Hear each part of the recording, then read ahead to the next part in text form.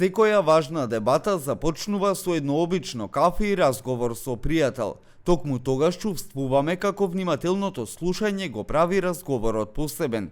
Некој кој навистина ни се посветува, кој ги разбира нашите емоции и ни помага да ги споделиме без страв. Многу интересно прашање. Има многу сличности. Многу работи се слични, многу работи се блиски и многу работи се превземени, поготово оние што се функционални и оние кои што се бенефицијални, се земени токму од тој разговор со многу добар пријател. Знаете како, многу добар пријател ве слуша многу внимателно и поради тоа што умее да се стави фигуративно, односно символички, имагинативно во ситуацијата која што му ја раскажува, да тој успева кај себе да предизвика слични чувства како оние кои што ги има соговорникот, оној кој што страда во моментот и кој што има можеби некои проблеми, некоја состојба кој што сака да му раскаже на најдобар пријател. Тоа значи го предизвикувате на емпатија. Добар пријател има способност да сочувствува со соговорникот. Тоа подразбира активно слушање. Денес многу разговори се виртуелни, но тоа не може да ја замени вистинската емпатија.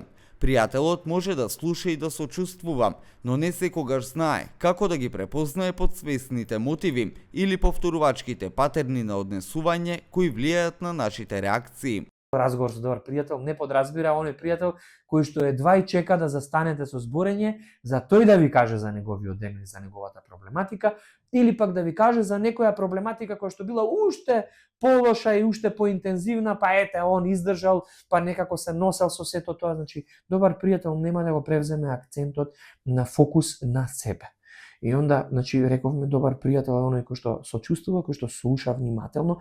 Тој сегмент е најинтензивен и треба да биде најприсутен кај секој еден психотерапевт или психолог во неговото клиничко интервју или во сеансата што ја прави психолошка или психотерапевска со клиентот. Пред се да го изслуша добро, без да рипа на заклучоци и да го вметне тој емпатиски момент, затоа што има една изрека од многу познат психолог Карл Густав Јунг, тој рекол: усоврши ги сите техники, освои ги сите титули, меѓутоа кога допираш една човечка душа, биди уште една човечка душа. Разликата со психологот е во тоа што, покрај емпатијата, тој користи стручни техники за да го разбере проблемот и неговите корени.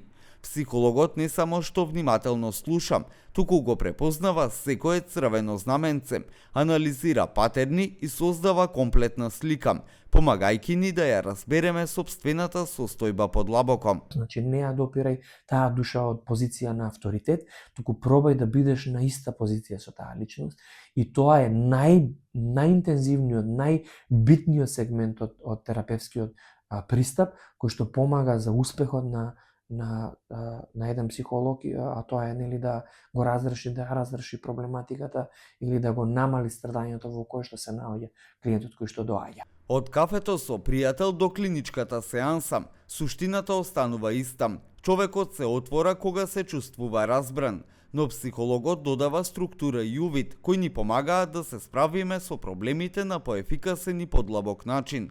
Во свет на брзи дигитални разговори, способноста вистински да се слуша е најмокниот лек за стресот што го носиме, заклучуваат експертите.